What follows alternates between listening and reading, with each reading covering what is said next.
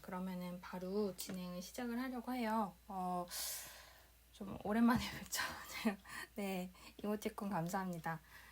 요즘에 그리고 클럽하우스가 녹음 기능이 생겼어요. 그래서 일단은 그것도 좀 실험은 해보려고 하는데 나중에 한번 보셔보시면 좋을 것 같고요. 그래서 지금 카카오음이랑 클럽하우스에서 동시에 말씀을 드리고 있고, 만약에 들으시다가 조금 불편사항이 있으시거나 질문이 있으시면은 오픈 채팅방에 남겨주시면 될 것 같은데요. 오픈 채팅은 카카오음은 제 프로필이나 이 방의 확성기 버튼 통해서 들어오시면 되고, 클럽하우스로 들으시는 경우에는 저한테 메시지 주시면 제가 오픈 채팅방을 안내 드리고 있습니다. 그리고 오늘은 벌써 11월 중순이 다 가고 있어서 올해가 이제 1.5개월 남았어요. 한 달 반 정도. 날도 조금씩 추워지고 있는데 다들 잘 지내고 계신지 모르겠어요. 일단 감기 조심하시면 좋겠고, 그럼 바로 좀 오늘 내용을 들어가 볼게요. 일단 오늘은 제목에 있는 것처럼 에드테크랑 커머스라는 분야에 대해서 좀 이야기를 드리려고 해요. 물론 이제 모든 분들이 꼭 광고나 마케팅을 다 알아야만 하는 건 아니지만, 때로 이런 부분들이 실제로 다른 업무들이랑 좀 연관성이 나오기도 하고, 그런 부분에서 좀 이 주제를 몇 번 이제 제가 얘기를 드리려다 못 드려서 이제 오늘 드리게 됐는데, 늘 그렇듯이 일단 취지 얘기 드리고요. 그리고 이 목차에 대해서도 좀 얘기를 드리면서 시작을 드리려고 하고요. 아까 말씀드린 것처럼 들으시다가 조금 궁금하신 부분들이라든지 있으시면은 언제든지 오픈 채팅방에 써주시면 좋을 것 같아요.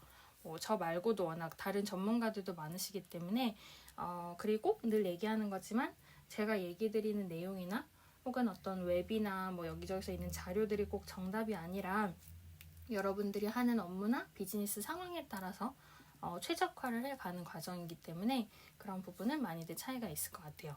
그래서 오늘 얘기 드리려는 순서는 일단 이 에드테크라는 분야의 스타트업들이 주목을 받고 있어요. 그래서 그런 트렌드에 대해서 조금 간단히 이야기를 드린 다음에요. 그리고 나서 과연 에드테크라는 것이 어떤 것인지에 대해서 뭐 정의나 좀 상세한 부분들을 이야기 드리려고 해요. 그리고 사실 뭐 아마존이나 큰 기업들에서도 이런 에드테크에 굉장히 관심을 갖고 움직이고 있는데, 삼성전자도 그렇고요. 그래서 그런 어떤 등장이나 영향이 어떻게 이루어지고 있고, 그럼 후반부에는 제가 제목에 쓴 것처럼 에드테크와 커머스라고 했는데 과연 무슨 관계가 있고 어떤 식으로 연결되는지에 대해서도 좀 이야기를 드리려고 합니다. 그리고 아까 말씀드린 것처럼 이게 막 되게 광고나 마케팅의 전문적인 분야여야 되는 게 아니라 어떤 게 지금 유행을 하고 있고 어떤 것들이 관심을 받으면서 이제 업무랑 연결이 되는지 그런 거에 대해서 얘기를 드리려고 하고 있고요. 지금 카카오미랑 클럽하우스에서 동시에 이야기를 드리고 있습니다. 먼저 지금 에드테크 스타트업이 주목을 받고 있어요. 사실 에드테크라는 단어가 많이 등장한 건 한 2017년 정도거든요. 그래서 4, 5년 정도 됐기 때문에 막 엄청 새로운 단어는 아니에요. 예전에 푸드테크 세션도 했었는데 그때도 물론 그 푸드테크라는 것에 대해서 여러 가지 설명을 드리기는 했지만, 푸드테크 자체도 이미 좀 그 단어 자체는 거의 해외까지 치면은 10년 가까이 된 주제였고, 에드테크 같은 경우에는 뭐 말 그대로 광고, 애드버타이징이랑 테크놀로지를 합쳐서 광고에 관련된 테크놀로지긴 한데요. 근데 이게 아무래도 테크가 붙은 것도 물론이고, 그 다음에 광고를 통해서 정말 오늘 제목에 있는 것처럼 커머스라든지 다른 분야로 수익 모델이 연결되는 부분들이 있다 보니까 그런 데서 좀 주목을 받게 되는 것 같아요. 특히 예전에 디지털 마케팅이라든지 아니면은 이제 뭐 모바일이나 그런 뭐 퍼포먼스 마케팅이나 마케팅의 분야들을 설명드리면서 여러 가지 그 트렌드를 얘기 드린 적이 있는데, 그런 식으로 마케팅뿐만이 아니라 비즈니스 모델적으로도 계속해서 연결되는 부분들이 있다 보니까 큰 기업들도 달려들고 있고, 그다음에 작은 기업들도 어떤 매출의 효과를 기대하기가 좋은 분야인 것 같기는 해요. 그래서 예를 들어서 뭐 이제 어떤 기업들의 특정 기업이라기보다는 최근에 2021년이 돼서 주목을 받은 광고 관련된 에드테크 스타트업들 같은 경우에는 굉장히 투자를 많이 받았어요. 물론 이제 투자 자체에 대해서도 제가 예전에 투자 유치나 투자 트렌드에 대해서도 많이들 이제 투자 받는 금액이 커지고 있다는 거에 대해서 이야기를 드린 적이 있는데, 예를 들면 에드엑스라는 스타트업 같은 경우에는 올해 초에 80억 원 규모의 투자를 받고 기업 가치가 900억 원 이상으로 평가를 받은 다음에 여름에 카카오 게임즈에 인수가 되었거든요. 그리고 몰로코라는 기업 같은 경우에도 이제 뭐 기업들 자체 소개보다는 그 금액에 대해서 얘기를 드리는 건데, 실리콘밸리에서 한국인이 창업한 기업 중에 뭐 최초로 기업 가치 1조다 뭐 이런 이제 기사가 나면서 유니콘 기업으로 좀 기사가 많이 났고요. 모티브 인텔리전스라는 기업도 올해 여름 가을 이쯤에 이제 시리즈 C, 제가 예전에 시리즈 A, B, C 투자에 대해서 단계별로 얘기를 드린 적이 있는데, 누적 투자 유치금이 175억 원이 될 정도로 큰 금액을 받았고, 생각하는 늑대라든지 모토브라는 기업도 에드테크 기업인데 누적 투자 유치가 226억 원에 달한다고 해요.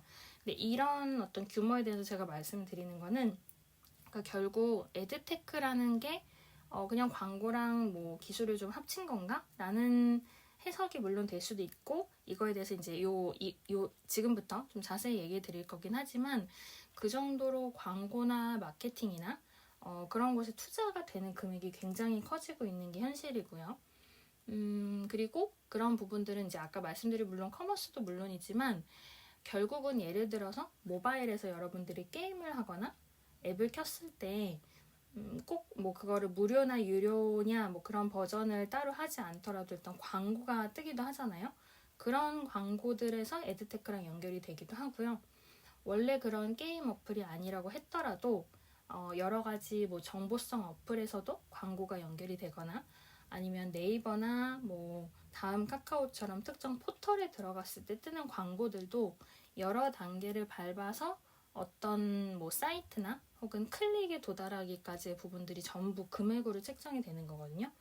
그래서 예전에 말씀드린 것 중에 이를테면은 꼭 내가 의도하지 않고 실수로 눌려서 클릭이 됐더라도 그러한 부분들도 때로는 어떤 사람들의 심리에 대한 계산이 들어가 있다라고 말씀을 드린 적이 있는데, 그런 것처럼 이 에드테크라는 분야가 사실은 에드는 광고이긴 해요. 마케팅을 꼭 포함하는 건 아니지만 결과적으로는 그렇게 광고도 섞고 마케팅도 섞으면서 기술과 광고가 만나는 어떤 지평선을 에드테크라고 볼 수 있을 것 같아요. 그래서 그러면 이 에드테크라는 게 조금 더 구체적으로 어떤 건지 얘기를 드리려고 하는데, 사실 근데 제가 이런 세션을 통해서 말씀을 드리는 거는 막 그냥 정의가 이렇다, 뭐 트렌드가 이렇다 이런다기보다는 이걸 어떤 식으로 본인의 업무나 비즈니스나 혹은 새로운 스타트업에 풀어가면 좋을까 하는 것들이 그런 것에 포커싱을 하고 있기 때문에, 그런 어떤 새로운 분야랑 어떻게 연결될지를 중점으로 생각을 해주시면 좋을 것 같아요. 일단은 에드테크라는 것의 정의라고 한다면 정말 모든 분들이 상상하시는 것처럼 디지털이나 모바일 혹은 빅데이터까지도 연결이 돼서 이런 IT 기술이랑 광고 대상 혹은 광고의 어떤 상품이나 그 광고를 받는 타깃의 고객들이라든지 그런 것들이 더욱 잘 연결되도록 하는 게 에드테크라고 볼 수 있을 것 같거든요. 그래서 예전 같으면은 광고를 할 때 이런 IT 기술이 없었기 때문에 내가 어떤 상품을 만들었는데 이거 사람들한테 팔고 싶다 하면은 직접 발로 뛰어서 사람들한테 물건을 팔기도 했고요. 그런 게 이제 방문 판매로 이어지기도 했고요. 방판이라고 하죠. 뭐 화장품이라든지 어떤 물건들을 방문 판매를 하게 된 시기도 있었고, 혹은 TV나 미디어나 매체를 통해서 판매를 하고 광고를 하고 싶다고 하면 그것도 그러한 매체를 운영하는 곳에 나 이런 물건을 팔고 싶은데 뭐 PPL로 넣어달라, 아니면 사입을 해달라, 아니면 수수료를 책정을 하자 하는 식으로 그렇게 해서 어떤 광고를 넣게 됐었거든요.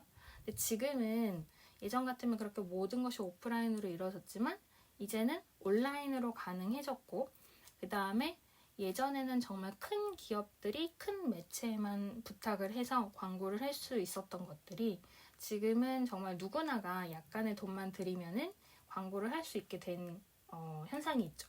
네, 물론 그렇다고 해서 꼭 돈을 들여야만 좋은 광고는 아니기도 하고, 오히려 돈을 많이 들이지 않았는데 광고뿐만이 아니라 마케팅을 잘 해서 성공하는 케이스들도 많이 있는 것 같아요. 그런 이제 사례들도 워낙 인터넷에 많이 있기는 한데, 다만 그러면 그런 에드테크라는 분야가 결국은 어떤 키워드를 갖고 있고 그 다음에 어떤 기술들이랑 연결되냐 하는 건데, 사실 일단은 여기에 어떤 사람들이 등장하느냐도 좀 볼 수 있을 것 같아요. 보통은 광고주라는 단어 들어보셨을 것 같은데, 광고주라는 존재가 있고 그 광고주의 돈이 광고가 진행되는 매개체로 들어가는 거거든요. 예를 들면은 여러분이 어떤 상품을 만들었어요. 예를 들면 비타민은 좀 그렇고 밀키트를 만약에 제작을 했다고 하시면은 그 밀키트를 가지고 광고를 하고 싶을 때 그 광고를 맡기는 거죠. 물론 이제 내가 어딘가 디자이너한테 맡긴 영상일 수도 있고 직접 만든 걸 수도 있고 혹은 직접 제작한 포스터나 어떤 지면 광고일 수도 있어요. 그럼 여러분이 그거를 뭐 어떤 매체에 나 이거 광고 좀 해줘 라고 돈을 주면은 여러분이 이미 이제 광고주가 되는 거예요.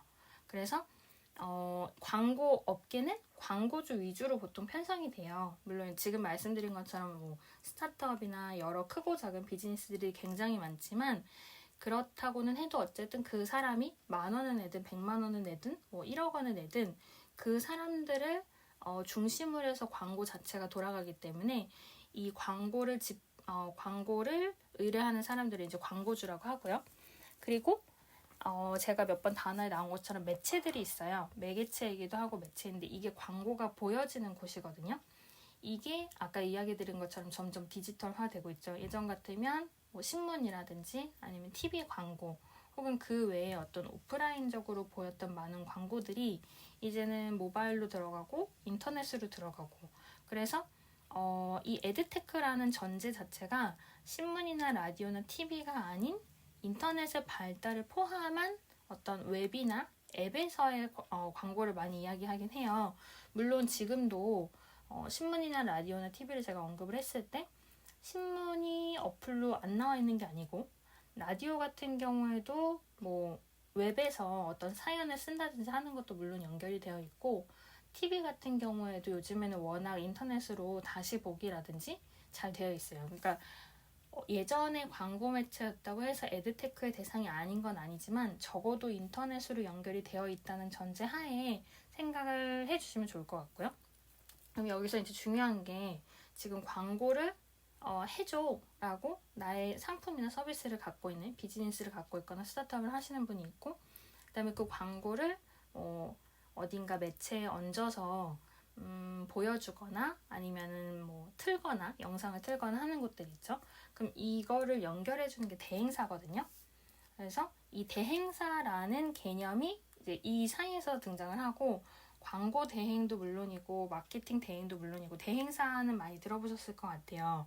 그리고 꼭 이런 뭐 에드테크가 아니더라도 모든 곳들에 대행사가 있고, 그 대행사들은 중간에서 기획도 해주고 집행도 해주고 하는 곳이죠. 그래서 막 종합 광고 대행사라는 것들도 많고요. 대행사라고 표현 안 하고 에이전시라고 표현을 하는 경우들도 있고, 이런 많은 업체들이 중간에서 기획을 대신하고 그만큼 수수료나 금액을 받고 해서 그거를 매체에 정말 더 효과적으로 효율적으로 광고를 할 수 있도록 도와주는 에이전시들이 많고요.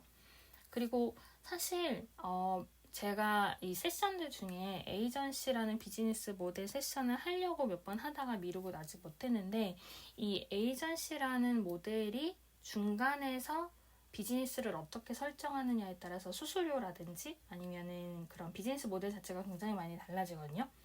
A랑 B가 단순히 거래를 한다 하면은 거기에서 이제 내가 단가가 얼마니까 금액을 이렇게 책정할 거야라는 예전에 다른 세션, 프라이싱, 가격 결정 전략에서 설명드렸던 얘기처럼 가격과 가치와 비용을 생각해서 A와 B 사이에 거래를 하면 돼요. 근데 이제 이 대행사가 만약에 중간에 끼게 되면은 당연히 대행사가 갖고 가는 수수료나 혹은 어떤 뭐 의뢰에 대한 금액이라든지 발생하는 돈들이 있는데, 이거를 어떻게 책정하느냐에 따라서 A랑 B가 C라는 대행사를 두고 비즈니스가 달라지고, 그리고 이거는 사실 이제 나중에 에이전시 얘기를 할 때 좀 더 자세히 얘기를 드리겠지만, 이 중간에 있는 C라는 대행사가 어떤 식으로 그 모델을 설정하느냐에 따라서 다른 대행사들이 그걸 따라가게 되거든요. 뭐 물론 누가 리드를 하고 누가 더 합리적인 금액을 제시했기 때문에 경쟁을 했을 때 어떤 대행사가 더 좋다, 뭐 나한테 더 맞다, 이런 차이들은 있을 수 있지만 대부분 이런 중간에서의 금액이 어떻게 설정되느냐가 대행사가 많은 역할을 한다고 볼 수 있어요. 그래서 광고 같은 경우에도 이 에드테크를 할 때 나는 광고를 내고 싶어 라는 광고주가 있고, 나 광고 올려줄게 라는 어플이 있을 때 그 사이에서 이거를 정말 기술적으로나 아니면 뭐 예술적인 것까지는 아니더라도 정말 효과적이고 효율적인 광고를 해줄 수 있는 게 대행사가 들어가는 거고요. 물론 이 외에도 그러면 이 대행사에 대해서 어떤 식으로 광고에 대한 숫자를 측정을 하거나 아니면은 매체에 대해서 어떤 식으로 광고를 따오거나 하는 식으로 굉장히 많은 플레이어들이 존재를 해요. 근데 막 용어를 제가 너무 자세히 설명하면 조금 재미없으실 수도 있을 것 같아서 일단은 그런 에드테크라는 것에 광고주와 매체가 있고 대행사가 있다라는 거를 먼저 이야기를 드리고, 말씀드린 것처럼 그 외에도 뭐 DSP, SSP, 에드 네트워크 막 이런 식으로 막 굉장히 많은 플레이어들이 등장을 하거든요. 이게 어떻게 보면 에이전시와 에이전시 사이에 또 새로운 에이전시가 생기는 개념이라고 보시면 좋을 것 같아요. 그래서 굉장히 많은 플레이어가 등장해서 각각의 비즈니스 모델을 갖고 가는데, 그러면은 이 에드테크가 왜 등장했는지를 좀 얘기를 드려야 될 것 같아요. 이 에드테크라는 단어에 대해서 제가 광고랑 기술이 합쳐진 거라는 설명을 드렸고, 그런 부분에 대해서는 많은 분들이 이미 이 어플을 통해서 여기 접속해 있으신 것처럼 공감을 많이 하실 것 같아요. 뭐 워낙 이제 핸드폰으로 여러 가지 광고를 보시게 되니까요. 근데 이게 왜 이렇게 점점 외부로 진화를 하게 됐냐 하는 거는 경쟁을 더 잘하기 위한 목적도 있다고 보시면 좋을 것 같아요. 아까 말씀드린 것처럼 뭐 신문이나 라디오나 TV를 통해서도 물론 예전에는 광고를 많이 집행을 했는데, 예전 같은 경우에는 그런 금액이 어떻게 되고 어디가 잘하고 어디가 더 광고를 냈을 때 효과가 있고 하는 게 전혀 보여지지가 않았었거든요. 그래서 잘 공개되지 않은 상황에서 금액을 구매를 하는 거죠. 나 이 네이버는 좋은 예는 아니지만, 예를 들어서 여러분이 상상하기 쉽도록 얘기를 하려면 네이버에 그런 배너가 있는 곳처럼 특정 장소는 사람들이 클릭도 많이 하고 많이 보는 곳들이 있거든요. 그래서 그런 것처럼 신문으로 다시 돌아갔을 때 신문의 1면, 뭐 2면 혹은 어떤 맨 뒷면 이런 식으로 특정 지면에 대해서 가격이 다른 거는 여러분들도 상상이 가실 것 같아요. 큰 크기의 광고가 들어가는 거랑 작게 들어가는 거랑 가격이 다르겠죠. 근데 그거를 이제 그럼 신문 이제 지면에 제 광고를 넣어주세요라고 해서 넣었을 때 이게 얼마나 효과가 있고 얼마나 많은 사람들이 받고 이런 걸 알 수가 없는 거죠. 그냥 그 신문사에서 이만큼 뭐 100만 원 내시면 됩니다 라고 하면 그 돈이 뭐 그렇게 가격이 되어 있구나라고 무작정 낼 뿐, 그게 정말 어떤 효과고, 게다가 A 신문이랑 B 신문에 넣었을 때 뭐가 더 효율적인지를 알 수 없던 시절이었던 거예요. 예전 같은 경우에는. 근데 이게 이제 디지털화 되면서 뭐 어플을 통해서도 웹을 통해서는 누가 얼마나 클릭하고 얼마만큼 받고 거기를 통해서 이동을 했다. 인스타그램이라면 좋아요를 얼마나 했다. 거기에서 링크로 얼만큼 날아갔다. 라는 부분들이 구체적으로 보이게 되니까 이것에 의해서 에드테크라는 분야에 대해서 많은 정말 각광을 받게 된 부분들도 있다고 보시면 좋을 것 같아요.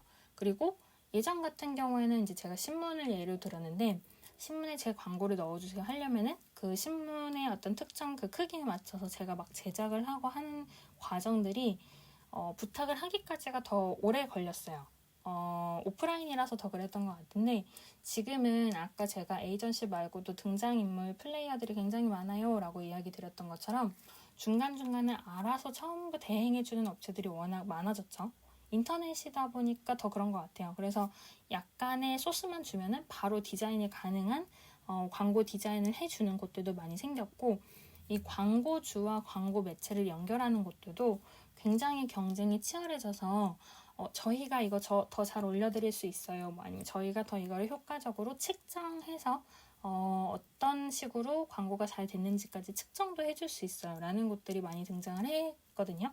이제 그런 거는 뭐 인벤토리라고도 하고 애드 네트워크라고도 하고 여러 가지 단어들이 등장하는데 이런 식으로 결국은 막 어떤 어려운 단어가 어떻다 이런 것보다는 이 에드테크라는 분야 자체가 점점 그 광고를 더 올리기 쉽고 그다음에 매체 입장에서도 더 좋고 광고가 잘 되는 광고주가 들어와야 좋겠죠. 어떤 얘기냐면은 TV 광고라고 해도 전혀 알려지지 않은 어떤 기업이나 서비스나 제품을 광고를 했을 때에는 그 금액의 한계가 있을 수 있는데 뭐 여러분 너무나도 잘 아시는 뭐 코카콜라라든지 아니면 버거킹이라든지 이런 잘 알려진 브랜드들이 광고를 했을 때 또 그만큼 효과가 많이 들어오는 걸 보장해서 더 큰 금액을 매체들이 부를 수 있는 거거든요. 큰 돈을 부르는 과정 같은 거죠. 그러다 보니까 이런 광고에 대해서 광고주와 매체를 얼마나 잘 연결하고 그 효과가 커지느냐에 대해서 더 주목을 하고 주목을 받게 됐다고 보시면 좋을 것 같아요. 그리고 특히 이 에드테크라는 것의 생태계를 생각할 때 이 디지털화를 제가 얘기를 드렸는데 그럼 점점 데이터에 대한 얘기가 나오거든요. 예전에 뭐 데이터 분석 세션에서 데이터 얘기를 드리기도 했고 데이터 시각화라는 점에서도 어떤 식으로 그거를 뭐 비주얼라이징을 하거나 눈에 보이도록 뭐 그래프화하거나 수치화하거나 하는 것에 대해서 이야기를 드린 적이 있는데 에드테크 부분도 그런 흐름으로 보시면 좋을 것 같아요. 단순히 아까 이야기 드린 것처럼 뭐 얼마만큼 많이 봤다, 많이 구매를 했다 라는 수치 자체보다 그거를 통해서 데이터를 분석을 하고 그러면은 요번에는 광고를 보기만 했던 사람들이 다음엔 이렇게 행동을 하면 살 수 있겠구나. 이 사람들이 3번을 보니까 4번째에 사네 라든지 이런 데이터들이 나오는 거거든요.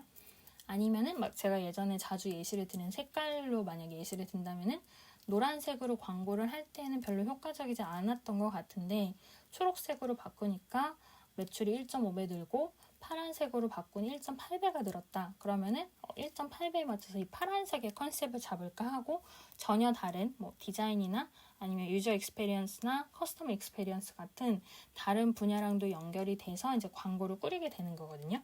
그런 부분을 얘기 드리려고 이게 단순히 에드테크 분야의 문제라기보다는 다른 업무들이랑 연관이 된다라고 얘기를 드리려고 한 거예요. 데이터도 포함해서. 그리고 타겟이라는 말을 제가 이제 종종 쓰는데 예전에 프레임워크 대해서 얘기 드릴 때도 STP라는 세그멘테이션 타겟팅, 그다음 포지셔닝이라는 것에 대해서 고객을 구체적으로 정하고 거기에 맞춰서 상품이나 서비스나 비즈니스를 제작하는 것에 대해서 이야기를 드린 적이 있어요. 근데 이런 식으로 광고 자체도 결국 누구를 타겟팅하느냐에 따라서 효과가 다를 수밖에 없겠죠. 예를 들어서 10대 남성이랑 30대 남성이랑 바라는 어떤 상품 자체가 다를 거기 때문에 그런 식으로 전혀 타겟이 다를 때 그 타겟을 조금 더 구체적으로 파악을 할 수 있도록 해주는 게 디지털에서 많은 도움이 되는 건데요. 페이스북 광고를, 페이스북 이제 메타로 바뀌었지만 페이스북 광고를 집행해 보신 분들이 계시다면은 특히 초창기에 그 이제 비용을 들이고 하는 과정에서 세그멘테이션을 굉장히 세세하게 설정하는 부분이 있거든요.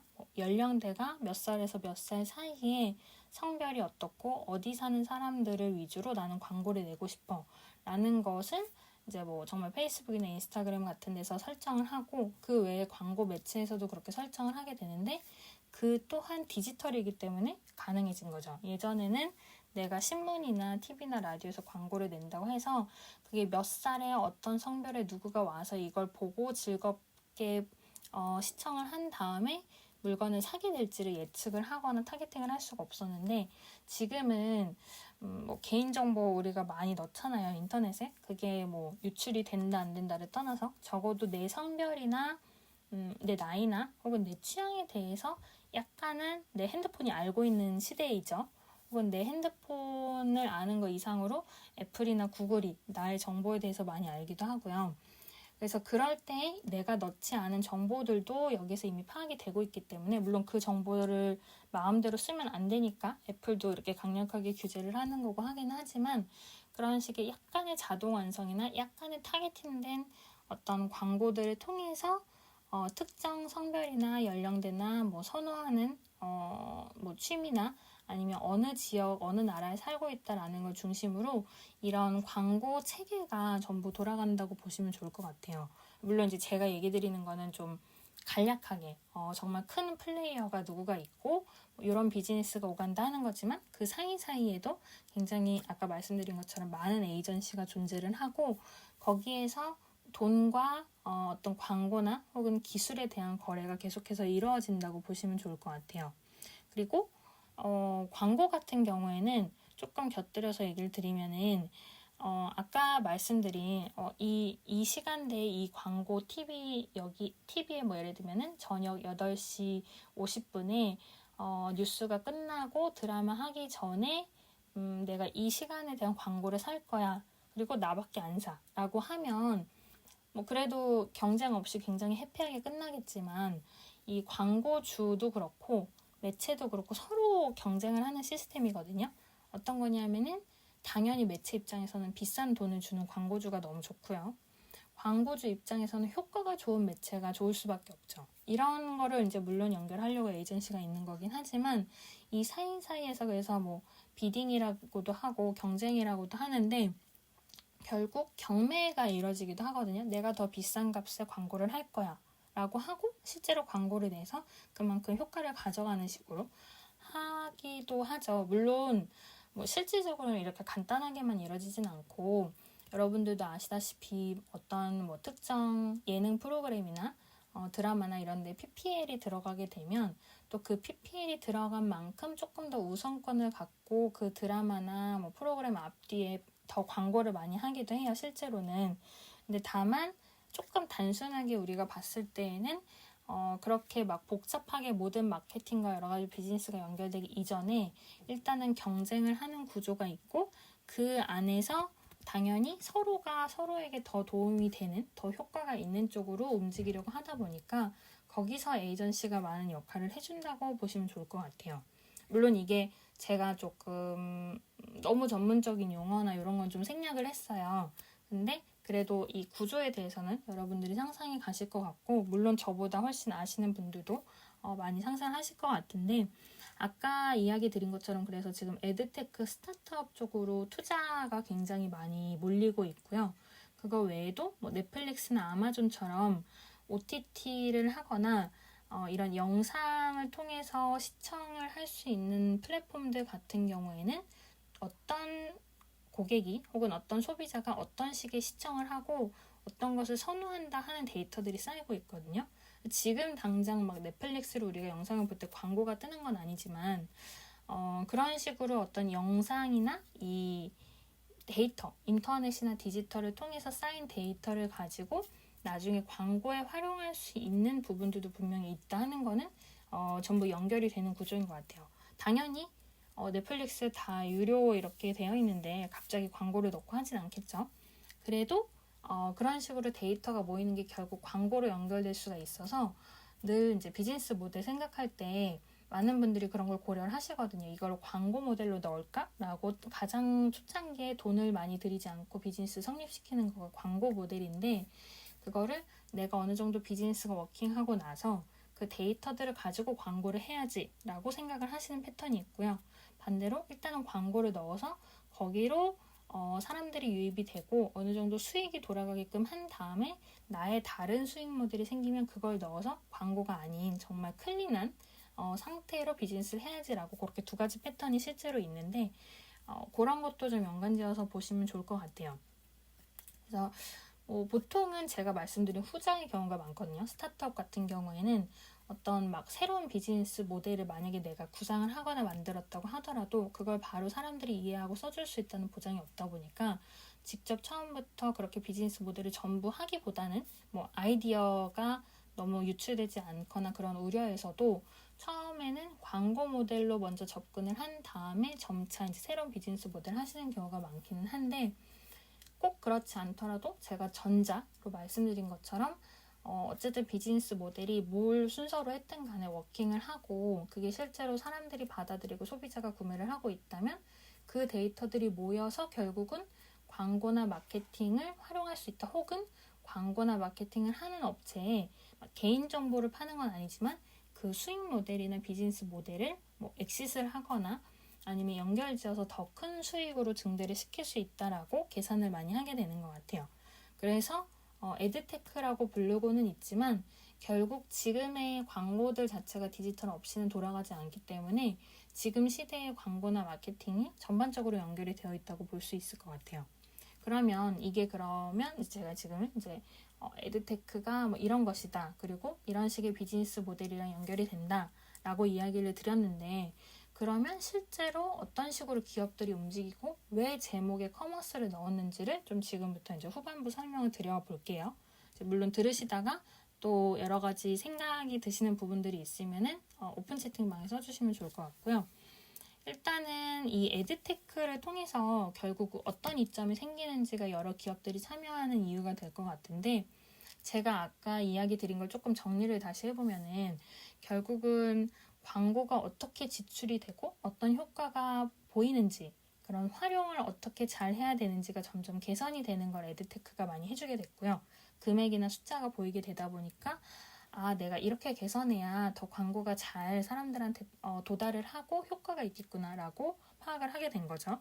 그리고 운영을 할 때에도 단순히 비용을 떠나서 어떤 곳에 어떤 광고를 게재하면 더 좋을지 그리고 어떤 퍼포먼스가 더 잘 되고 생산성이 최적화될지 이런 부분에 대해서도 캠페인이랑 같이 돌아가는 부분들이 있고요.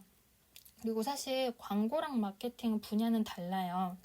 사실은 구분을 해야 맞는데 결국은 이렇게 광고를 해서 마케팅으로 연결이 되다 보니까 에드테크에서도 마케팅을 전혀 언급을 안 하지는 않거든요.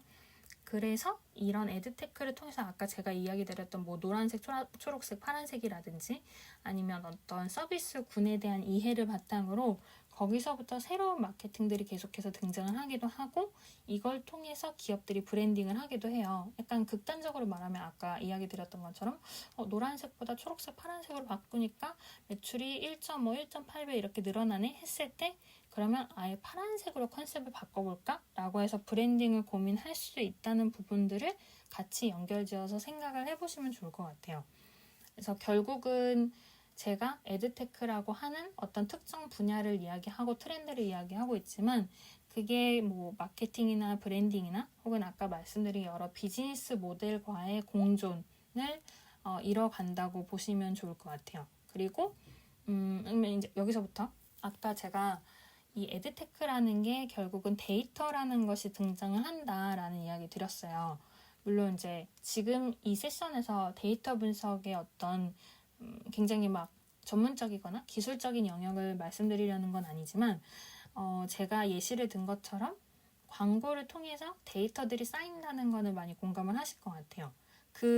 누구한테 얼마나 팔렸고 누가 많이 클릭을 하고 누가 많이 내 거를 구매하게 됐다. 내가 만든 제품에 대해서 광고를 통해서 누가 더 관심을 갖게 됐다라는 숫자들이 있을 때 그 숫자들을 흘려보낼 수도 있지만 혹은 옛날에는 데이터를 축적하는 개념이 없었기 때문에 기록은 있을지언정 데이터라는 존재로 막 컴퓨터에 남아있진 않았지만 지금은 어지간해서 데이터를 버리지 않고서야 정말 자동적으로 그 데이터들이 축적이 되거든요.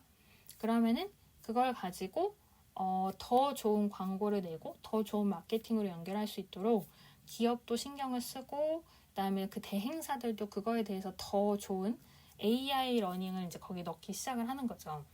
예를 들면 이제 아까 제가 색깔을 예를 들었으니까 노랑, 초록, 파랑이다라고 했으면은 그것에 대해서 결과가 나왔어요. 만약에 파란색이 매출이 이만큼 늘었네?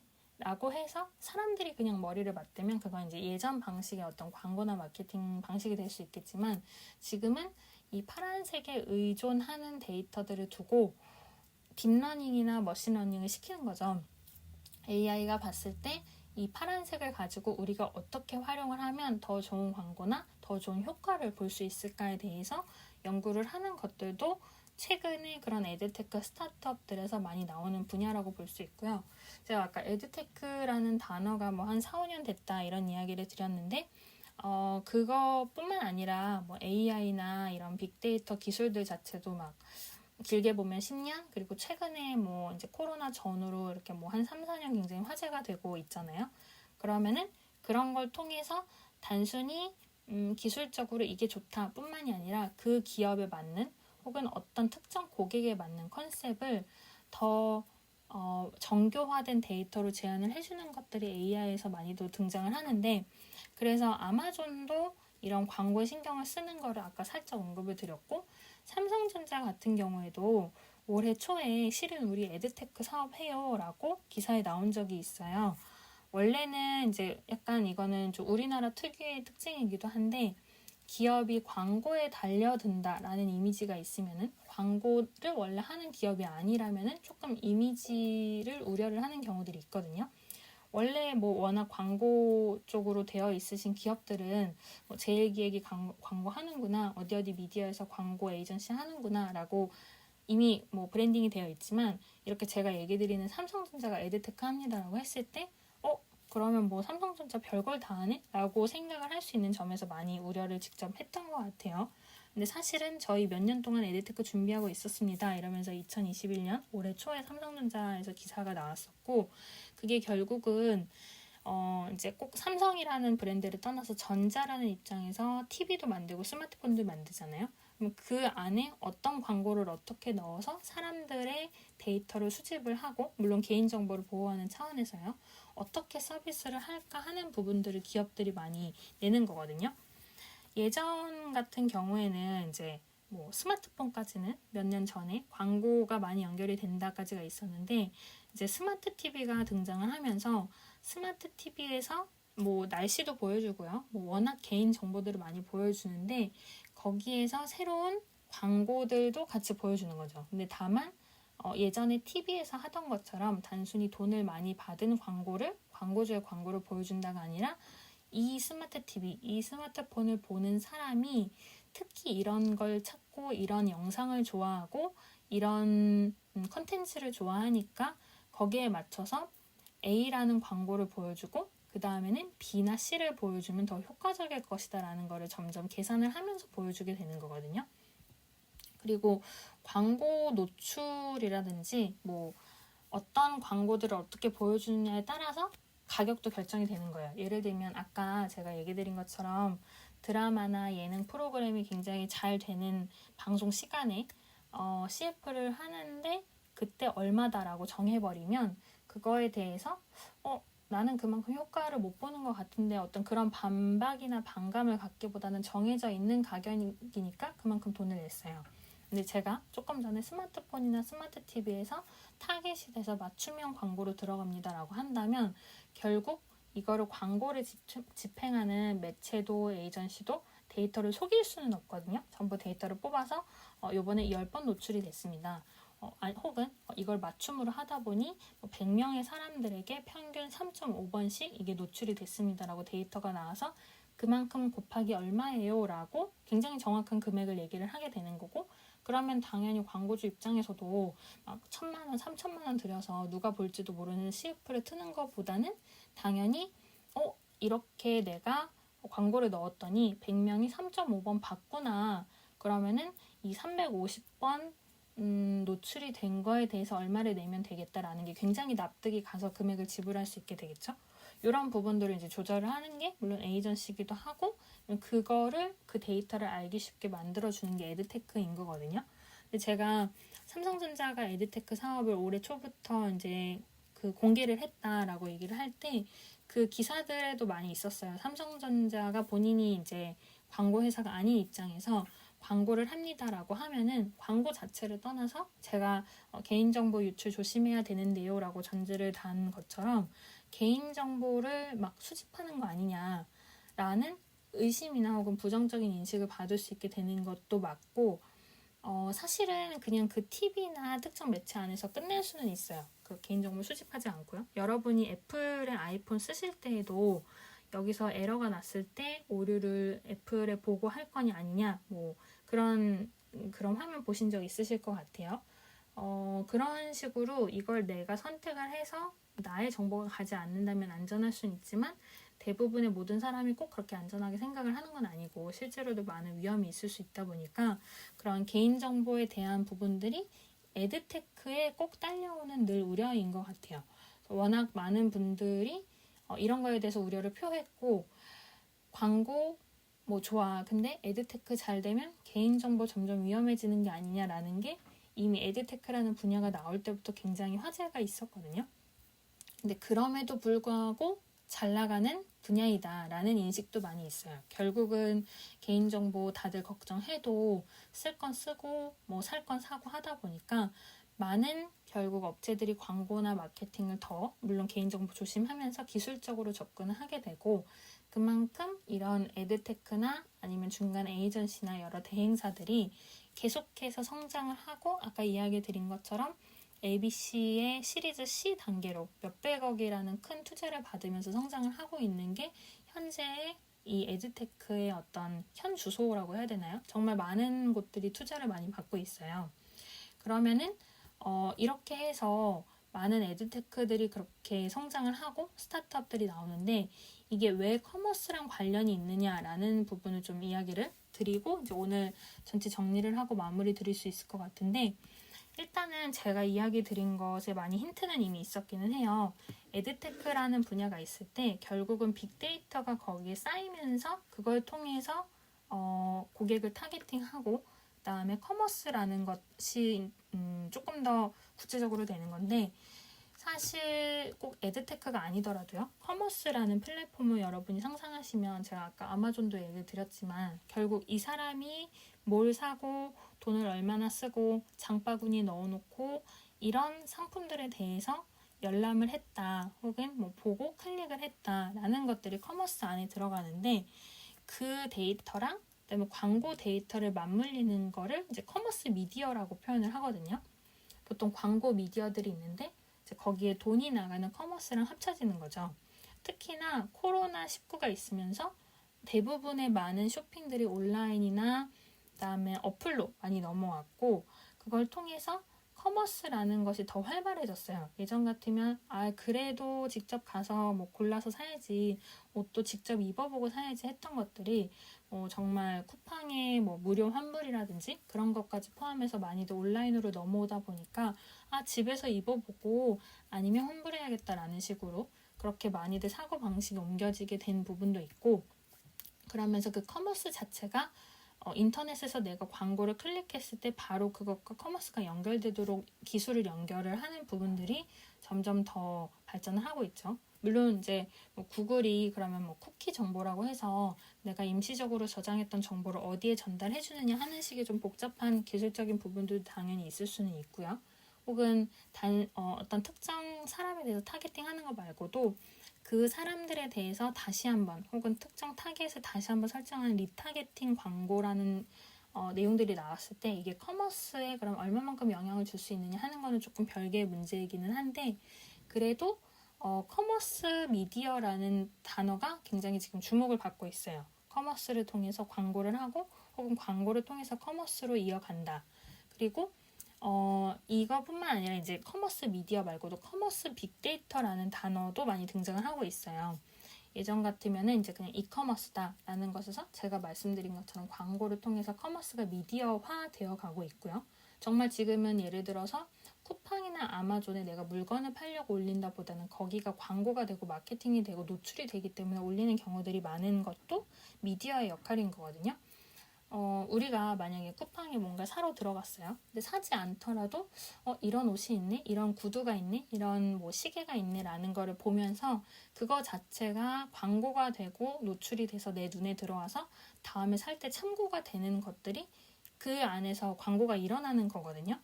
사실은 뭐 직접 이런 커머스에 입점을 해보신 분들은 아실 수도 있고 공감을 하실 수도 있지만 그런 뭐 쿠팡이나 아마존에 올려서 굉장히 큰 금액을 내가 벌 수 있다라고 해서 거기 올린다기보다는 뭐 위메프나 다른 여러 소셜 커머스라고 불렸던 많은 사이트들이 그렇지만 마케팅 수단으로 원래 소셜 커머스가 잘 됐던 거였거든요.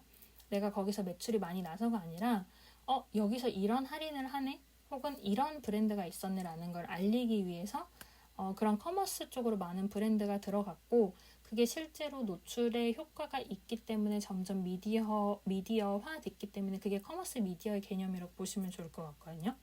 그리고 그렇게 해서 커머스라는 존재가 단순히 물건을 사고 파는 게 아니라 광고나 마케팅의 수단이다라는 것이 등장을 한 것이고 그게 일단 에듀테크랑 연결이 되는 첫 번째 연결고리고요. 두 번째가 이제 커머스 빅데이터라고 말씀을 드린 부분인데 이게 아까 이야기 드린 것처럼 광고라는 어떤 수단 혹은 매체를 통해서 데이터가 모였을 때 예전 같으면 데이터를 기록을 하거나 남겨뒀던 것들이 지금은 내가 많은 작업을 하지 않아도 데이터를 한 곳에 두면 AI를 통해서나 아니면 빅데이터만의 이제 데이터 분석이나 어떤 처리, 대량의 데이터를 어떻게 처리하고 어떤 식으로 분석해서 패턴화하느냐 하는 작업들을 통해서 커머스가 갖고 있는 데이터들을 조금 더 광고나 에드테크에 맞춰서 분석을 해가는 과정이 생기는 거거든요. 근데 이거를 해주는 스타트업들이 막 생겨나요. 그런 게 참 재밌는 부분인 거죠. 이제 그러니까 정말 제가 커머스 미디어가 있어요, 커머스 빅데이터가 있어요 라고 했을 때 이 개념이 나오자마자 이 개념들에 대해서 스타트업들이 움직이는 거거든요.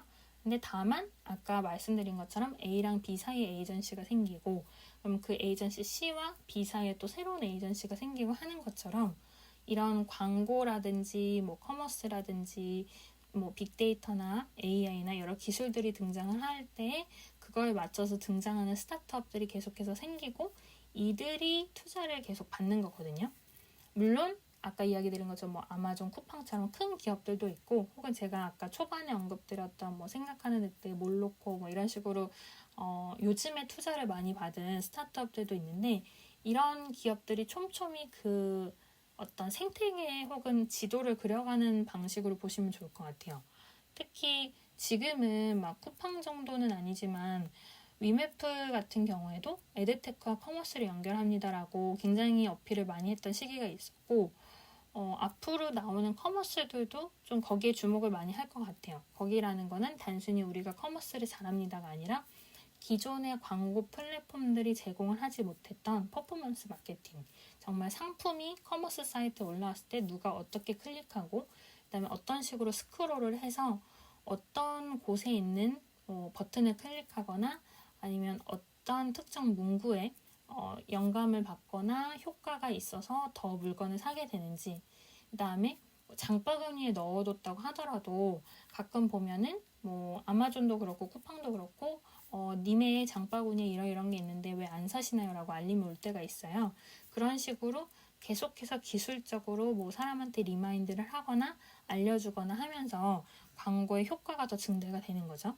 이런 부분들이 에드테크의 어떻게 보면 묘미라고 볼 수 있을 것 같아요. 에드테크를 한다고 모든 물건이 팔리지도 않고 서비스나 상품이나 비즈니스나 어떤 새로운 비즈니스 모델들이 광고에만 의존해서 이게 진행이 되는 건 아니지만서도 그래도 한 명 아는 것보다 10명 아는 게 낫고 10명 아는 것보다 100명 아는 쪽이 더 매출이 올라갈 확률이 늘어나겠죠. 그런 것처럼 생각을 해주시면 좋을 것 같아요. 그래서 제가 이야기 드린 내용들이 꼭 정답은 아니라는 것도 계속해서 말씀드리고 있고 이 조금 구체적인 용어는 제가 나중에 오픈 채팅에 좀 용어는 별도로 써드리면 좋을 것 같아요. 너무 이 용어의 설명이 되면은 좀 지루하실 수도 있을 것 같아서요. 근데 다만 말씀드린 것처럼 커머스 미디어, 그다음에 커머스 빅데이터라는 단어들이 이제 점점 등장을 하면서 커머스 마케팅이라는 분야를 통해서 광고와 커머스가 같이 만나는 지점이 생기는 거고요. 거기서 아까 살짝 언급드렸던 고객의 리타게팅이나 타게팅 그 자체를 통해서 캠페인이나 아니면 마케팅의 요소들이 계속해서 진행이 되는 거라고 보시면 좋을 것 같고요. 그리고 이 커머스라는 분야에서의 마케팅 같은 경우에는 특히 몇 가지 조금 더 특징을 말씀을 드리면은 오프라인 고객을 얼만큼 온라인으로 유도를 하는가 하는 것도 특징 중에 하나거든요. 내가 사이트를 보았지만 그 사이트에서 구매를 하지 않고 오프라인 매장에 가서 살 수도 있는 것들이 온라인에서 얼만큼 더 매력적이게 느끼고 이걸 바로 구매하느냐라는 것도 커머스 미디어나 커머스 마케팅에 달려있고, 특히나 아까 이야기 드린 것처럼 코로나를 통해서 그 부분들이 급속하게 성장을 한 부분도 있고요.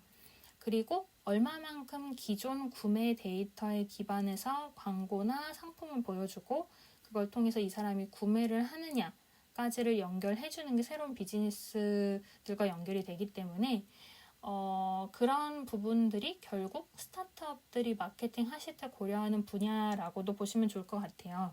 보통 여러분들이 스타트업을 하시거나 사이드 프로젝트를 하시면서 많은 이제 어떤 식으로 광고를 하거나 마케팅을 할까라고 고민을 하시게 되는 경우들이 굉장히 많으시고, 그런 고민들에 대해서 이제 저한테 의논을 주시는 경우들도 많이 있으신데, 물론 정말 케바케이긴 해요. 뭐 상품이나 서비스에 따라서는 혹은 컨텐츠에 따라서는 단순히 오프라인으로만 접근을 하는 게 정말 효과적인 경우도 없지는 않거든요.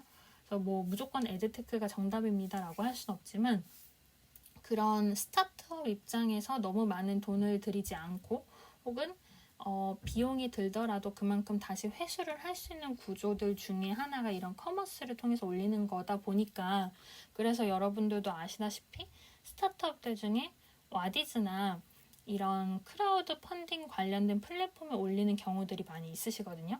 그것도 그 플랫폼이 막 엄청 매출이 좋아서가 아니라 광고나 마케팅의 수단으로 그렇게 크라우드 펀딩 플랫폼에 올리기도 하는 부분들이 있죠. 그러다 보니까 이제 실제로는 스타트업이나 뭐 직접 제작한 게 아닌데 이런 플랫폼에 올라와도 되냐 하는 이슈들이 몇 번 있었던 거고요. 그래서 그만큼 이런 커머스라는 게 굉장히 개인 정보랑도 잘 연결이 되어 있고, 그러다 보니 민감할 수밖에 없는 주제라는 것도 너무너무 당연한 이야기이고요. 그리고 제가 이제 오프라인에서 온라인으로 들어오고 거기서 커머스가 이뤄지고 그게 마케팅이 되기도 한다라는 얘기도 드렸지만, 그 안에서 결국은 고객이 어떤 경험을 갖고 어떻게 결제를 해서 물건을 사기까지 라는 커스터머 전이라는 개념이 나오기도 하거든요. 물론 이제 전에 커스터머 전이는 따로 세션을 만들어주면 좋겠다 해서 말씀을 주셔서 그건 따로 또 설정을 하려고 예정은 하고 있는데, 그런 식으로 내가 단순히 광고나 마케팅을 해서 효과가 좋았어 라고 끝나는 게 아니라, 그런 에드테크나 커머스를 통해서 사람이 접근을 하고 고객이 어떤 구매를 할 때 물건에 대해서 인지를 하고 구매를 하고 환불 서비스까지 끝나서 물건의 사용에 이르러서 재구매에 이르기까지 전체적인 그 프로세스라든지 전이라는 여정이라는 부분을 어떻게 해석하고 다시 새로운 비즈니스에 넣느냐 하는 것도 새로운 비즈니스 모델로 생각할 때 많이 연결이 되실 것 같아요. 물론 이제 제가 오늘 이야기 드린 사이사이의 비즈니스 모델이랑 이런 식으로 연결이 된다는 이야기도 있었지만, 그런 식으로 이 사이사이의 틈새를 내가 어떻게 메꾸면 새로운 비즈니스가 있을까, 혹은 내가 꼭 광고나 마케팅을 하는 게 아니더라도 내 비즈니스를 좀 더 효과적으로 알리려면 이런 에이전시나 이런 에드테크라는 용어나 혹은 트렌드를 어떻게 활용하면 좋을까라는 쪽으로 생각을 해주시면 좋을 것 같아요. 그래서 오늘 이제 이 에드테크랑 커머스에 대해서 이야기를 드렸는데, 요거 어떤 이야기 드렸는지 좀 간단하게 정리 드리고 오늘 이야기 마치면 좋을 것 같아요. 물론 이제 들으시면서 조금 궁금하신 부분들은 오픈 채팅 방으로 써주시면 좋을 것 같고, 그 외에도 지금 오픈 채팅 같은 경우에는 클럽하우스 같은 경우는 메시지 주시면 되고, 카카오음 같은 경우는 확성기 버튼 제 프로필 누르시면 되는데, 요즘에 클럽하우스가 녹음 기능이 생겨가지고 저도 아직 테스트를 많이 해보진 않았는데 그걸 통해서도 한번 나중에 들어보시면 좋을 것 같고요. 오늘 이야기 드린 거는 에드테크와 커머스에 대해서 이야기를 드렸어요. 처음에 취지로 이야기 드린 거는 디지털 마케팅이나 또 퍼포먼스 마케팅에 대해서도 예전에 얘기 드렸었고, 푸드테크라는 어떤 새로운 엑스테크들, 무슨 테크라고 붙는 단어들이라든지 아니면은 아마존이나 삼성전자 같은 큰 기업이 이런 것에 대해서 어떻게 움직이고 있는지에 대해서 이야기를 드리고자 한다라고 이야기의 포문을 열었고, 처음에는 에드테크 스타트업들이 주목을 받고 있는 현상에 대해서 이야기 드렸어요. 특히 뭐 몇 억 단위가 아니라 누적 투자 유치가 뭐 100에서 200, 300억 가까이 되는 이 에드테크 기업들이 굉장히 늘어나고 있고, 그 현상이 어디에서 온 걸까를 설명을 드리기 위해서 에드테크라는 것의 정의랑 조금 자세한 부분들을 얘기 드렸어요. 특히 단순히 이제 광고랑 테크놀로지가 합쳐졌다라는 거 이상으로 광고주와 매체가 있고 그 사이에 에이전시라는 가장 큰 세 개의 플레이어가 있을 때 어떤 식으로 이 사람들이 거래를 하거나 커뮤니케이션을 주고받는지를 이야기를 드렸고, 물론 그 에이전시와 광고주 사이, 에이전시와 매체 사이에도 많은 플레이어나 데이터가 존재를 하지만 조금 그런 세부적인 것보다는 전체 큰 틀에서 누가 어떻게 움직이는지를 먼저 말씀을 드렸어요. 그리고 그 안에서 이제 예전에 있던 뭐 TV나 라디오나 신문의 광고랑 지금의 디지털을 기반으로 한 광고가 어떤 식으로 다른지에 대해서도 조금 예시를 들면서 설명을 드렸고, 그 다음에는 이거에 대해서 경쟁이 일어나거나 혹은 금액에 대해서 어떤 식으로 접근하는지, 사실은 뭐 PPL이랑 연관이 되기도 하고 별도의 마케팅이랑 세트로 돼서 돌아가기도 한다 하는 부분도 있지만 기본적으로 그 매체가 어떤 특정 틀을 두고 판매를 할 때 그거에 대해서 광고주들이 여럿이서 경쟁을 하기도 하고 특정 광고주에 대해서 여러 미디어나 매체가 경쟁을 하기도 한다라는 것에 대해서도 이야기를 드렸어요.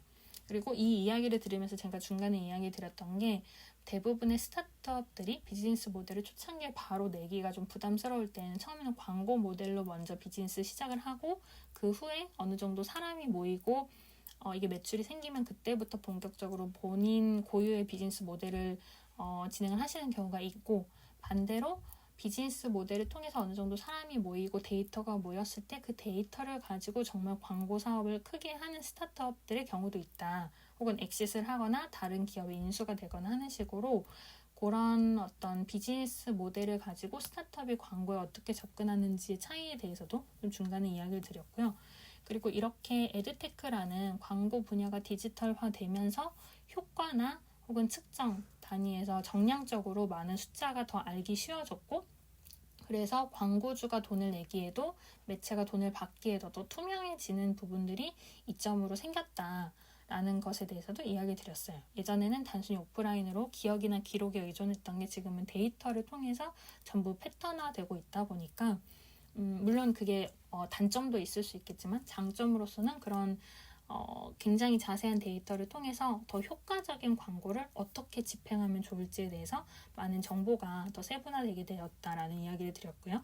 그리고 이런 에드테크가 등장하면서 광고 시장 자체가 예전의 어떤 기본적이고 전통적인 시장보다는 조금 더 오프라인에서 온라인으로 넘어올 수 있게끔, 그리고 그 수치를 더 잘 활용하려면 어떤 컨셉을 가지고 나중에 결국 마케팅이나 브랜딩으로 연결이 되는지에 대해서도 얘기를 드리면서, 삼성전자 같은 경우에도 에드테크라는 사업을 하는데 그걸 올해 초에 공개를 하면서 사실은 저희가 몇 년 동안 이렇게 준비를 했습니다 라고 이야기를 했고, 그게 스마트폰이나 스마트 TV에서 광고나 마케팅을 하는데, 다만 이제 개인정보 유출에 대한 우려가 당연히 있을 수 있다 보니까 그런 이미지, 브랜드 이미지 등을 고려해서 바로 이야기하지 않고 이제서야 공개를 했다는 기사가 있었다는 것에 대해서도 이야기를 드렸어요. 그리고 사실 스마트폰이나 스마트 TV를 이용한 맞춤형 광고 같은 경우에는 워낙 OTT들을 많이 사용을 하시니까 조 단위로 매출이 확대가 될 수 있다고 해서 그런 부분이 큰 기업들도 혹은 아까 투자를 많이 받은 스타트업들도 많이 보고 있는 시장 중에 하나이긴 하고요. 그리고 후반부에 얘기 드렸던 거는 이런 에드테크를 통해서 커머스가 어떻게 변화하는지에 대해서 좀 이야기 드렸는데, 첫 번째는 커머스 미디어라는 특징을 얘기 드렸고요. 그래서 뭐 쿠팡이나 아마존이나 위메프 같은 이런 소셜 커머스나 이커머스 플랫폼들이 단순히 내가 물건을 사고 팔기 위한 공간이 아니라 그 안에서 광고를 하기도 하고요. 마케팅을 하기도 하고, 스타트업들 같은 경우는 굉장히 좋은 마케팅 수단이 되는 부분들이 있어서 그런 거에 대해서 커머스 미디어라는 개념이 등장한 걸 이야기 드렸고요. 두 번째는 커머스 빅데이터라고 해서 아까 이야기 드렸던 여러 데이터들을 가지고 AI나 뭐 머신러닝이나 딥러닝을 통해서 더 효과적이고 효율적인 광고나 마케팅의 수단을 더 잘 찾아가는 그런 과정들이 생기게 된 거에 대해서도 커머스 빅데이터라는 이야기 드렸고요. 그리고 이제 후반부에는 커머스 미디어, 커머스 빅데이터랑 함께 커머스 마케팅이라는 단어도 이야기 드렸는데, 여기에서는 고객에 대해서 타겟팅이나 리타겟팅 하는 거 말고도 뭐 코로나 등을 기점으로 오프라인 고객이 온라인에 많이 들어온 것도 있고, 기존 구매라는 어떤 여러 가지 경험에 대해서 어떤 식으로 새로운 제안을 고객에게 안겨주는지가 또 걸려있기 때문에 고객이 상품을 인지하고 광고를 통해서 더 잘 인지한 다음에 구매를 하고 환불을 하거나 재사용, 재구매를 하는 그 모든 커스터머 전이랑도 고객 여정이랑도 연관이 있을 수 있다라는 거를 좀 이야기해 드렸어요. 그래서 이런 걸 통해서 계속해서 워낙 투자도 뭐 크고 매출 규모도 큰 규모의 영역이다 보니까 이 안에서의 스타트업이나 비즈니스 모델도 계속 생기고 있고, 꼭 그렇지 않다고 하더라도 여러분이 스타트업이나 사이드 프로젝트를 하실 때 분명 비즈니스 모델을 구상하는 과정에서 광고나 마케팅을 생각을 하시게 되기 때문에 이런 부분들이랑도 효과적으로, 효율적으로 연결을 하기 위한 부분이 여러분이 고민이 될 수 있다. 그런 거를 잘 활용하시면 좋을 것 같다라는 게 오늘 이야기의 좀 결론이 될 것 같습니다. 그래서 오늘 이야기는 그렇게 에드테크랑 커머스에 대해서 이야기를 드렸고요. 물론 이제 제가 이야기 드린 거 외에도 아까 말씀드렸던 것처럼 용어라든지 여러 가지 정보들에 대해서는 저도 조금 참고하실 수 있는 다른 정보들이 있으면은 오픈 채팅 통해서 다시 이야기를 드리면 좋을 것 같아요. 그래서 네, 좀 들어주셔서 감사드리고, 다른 정보도 있으면은 그거는 오픈 채팅 통해서 저도 공유 드릴 테니까 여러분들도 들으시고 이거 좀 참고하면 좋을 것 같은데 하는 부분들은 편하게 오픈 채팅방에 같이 올려주시면 좋을 것 같습니다. 그래서 들어주셔서 감사드리고 오늘도 좋은 하루 보내시고요. 또 새로운 스케줄들은 오픈 채팅 통해서 말씀을 드릴게요. 그리고 지금 카카오 통해서 이모티콘 날려주시는 분들도 너무너무 감사드리고요. 그다음에 클럽하우스에서 리플레이 기능이 있다고 하니까 그것도 나중에 테스트 해보시면 좋을 것 같습니다. 그러면은 방은 이대로 닫겠습니다. 좋은 하루 되시고 끼니도 챙겨 드시고 따뜻한 하루 보내세요. 3, 2,